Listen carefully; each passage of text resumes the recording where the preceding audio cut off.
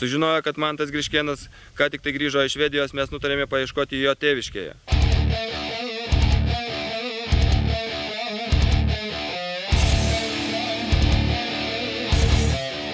Kad mes teisingai ieškome Manto Griškėno, rodo štai ši krepšinio lenta miestelio centre ir šis kamuolys.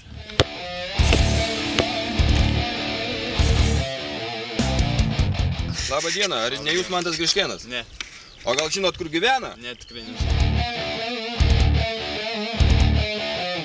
Štai mes randame šitoje krepšinio aikštutėje. Čia turbūt prabėgo Manto Griškėno vaikystė. Ir sutikome šalia gyvenantį žmogų, kurio paklausėme, gal jis pažįsta, kur gyvena Mantas Griškėnas. Nu, žinot, nežinau. Nežinot. Negaliu pasakyti. O ką jūs pažįstat? Pažįstu. Marčiulionį, Sabonį, Paulauską, Modestą. Paklausinėję žmonių sužinojome, kad šiuose namuose yra apsistojęs mūsų ieškomas Mantas. Štai, pagaliau mes suradome Mantą. Ir mes norime paklausti, kas Mantą atvedė į krepšinį. Turėjau guminį kamuolį ir tėvas paprasčiausiai pakabino skylę ant tvarto durų ir taip ir prasidėjo. Tai kaip atsitiko, kad tu pradėjęs nuo paprastos kaimo krepšinio lentos patekai į profesionalų krepšinį?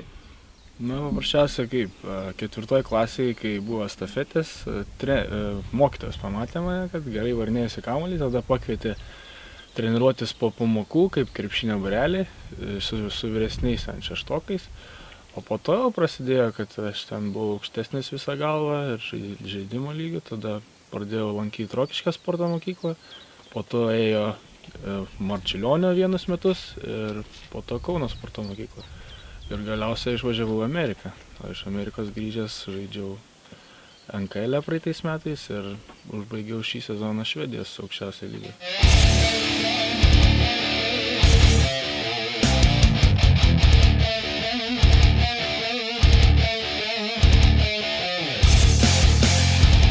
Ar grįžęs atostogauti tu krepšinį žiūri kaip į darbą? Ne, paprasčiausiai noriu atsipalaiduoti ir pailsėti po ilgo sezono, tai visai su malonumu mėgstu dar nueiti pasižaisti su kaimo vaikais.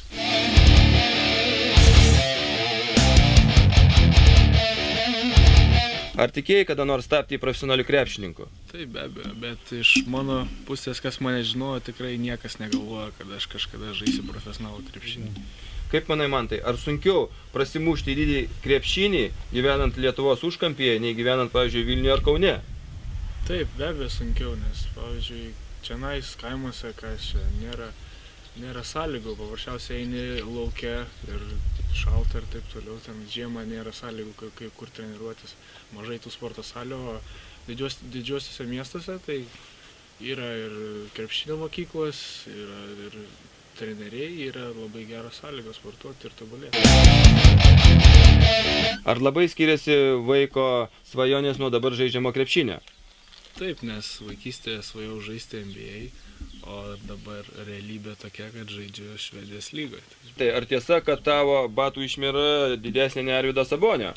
Na taip, mes iš tikrųjų ir prie ūgio ir batų dydžio labai panašiai. Tu žaidi aukščiausiame Švedijos lygyje, o atostogas pasilinkai šiame užmirstame Lietuvos kampelyje. Ką tu veiksi? Tai žvejosiu tėvų prūdę, kepsim šašlykus, gersim lietuvišką alų. Kur geriau mėgi, Mantai? Ar Lietuvoje ar Švedijoje? Na, priklauso nuo lovos dydžio ir dar kas šalia turbūt.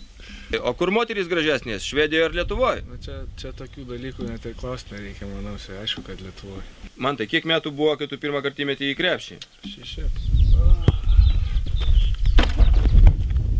Ačiū tau, Mantai, už interviu ir sėkmės tau krepšinėje.